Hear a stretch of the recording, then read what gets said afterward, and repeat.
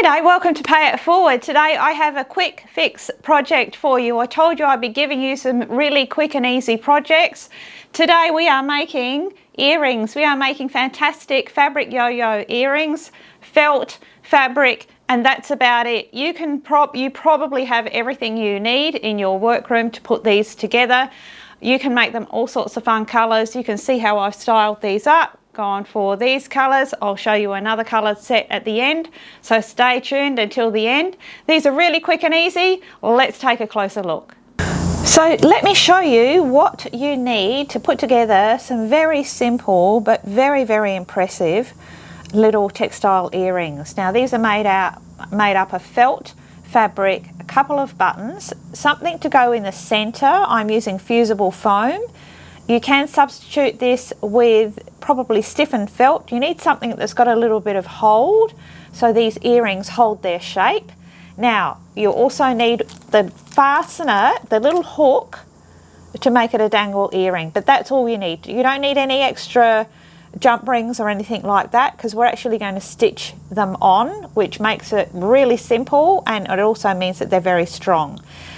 So you can imagine the colours that you can come up with for these. They look fantastic on, and look, as sewist, it's really fun to be able to wear a product that really demonstrates who we are. I love it. I'm going to show you these styled up at the end, and I will show you some other examples of colours. So to begin with, I've given you your pattern templates. It's really simple. They're just circles. So we've got our two fabric pieces, and they are for our little yo-yos that we're going to make up for either side.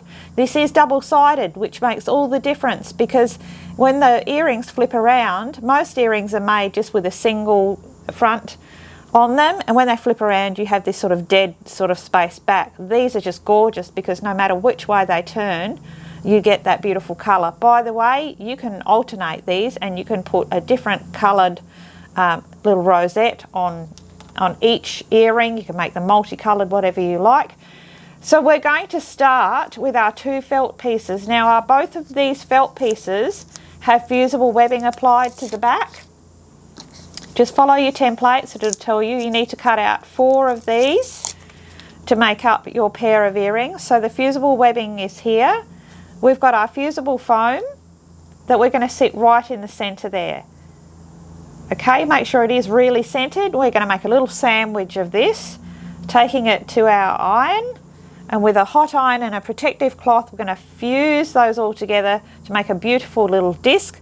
Looks like a little spaceship with a little bit of padding in the middle. So I'm taking my first blanket stitch just straight up. Now a blanket stitch, you're taking your needle through all of the layers and bringing your needle out through the thread loop. So there's my first stitch.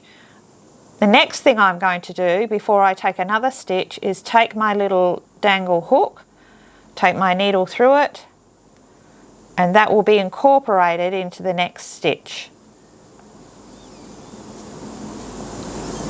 So I'm going to just keep my stitches nice and small and even, still taking that needle out through the loop,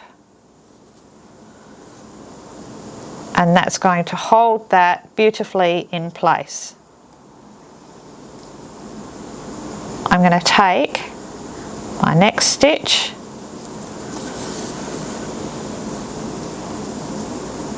and just continue on. So now we've got that nicely secured. When we finish off, we're going to be doing an extra stitch over that one as well. So it will be stitched 2 times, but it will still all look lovely and neat.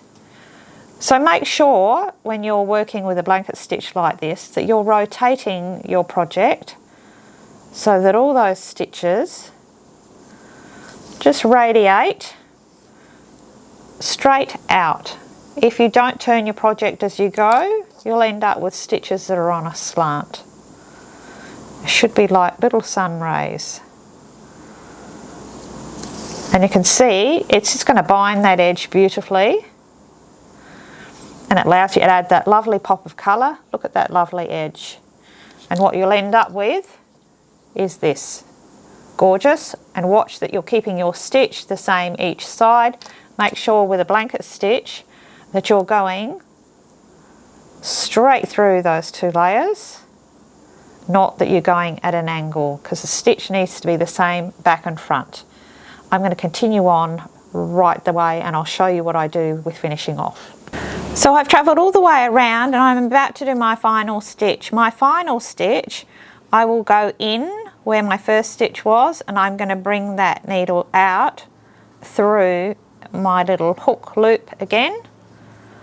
So that's going to give it an extra stitch to hold it in place. Pull that in nice and snug, and then I will just do one more stitch over the first one.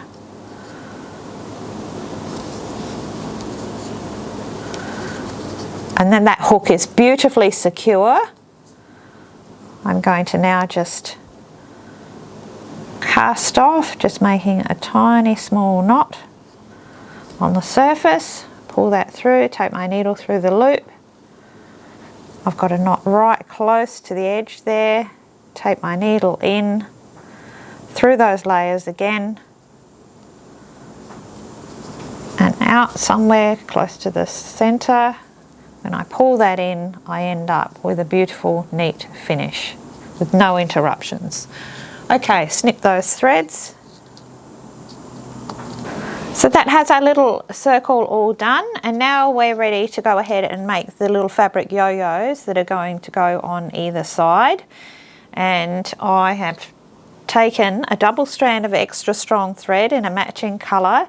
Most people have made these fabric yo-yos before at some point, but if you haven't, this is the best way to do them. Always start on the right side of the fabric, so the pretty side of your fabric. And a double strand of extra strong thread works best because those threads aren't going to break.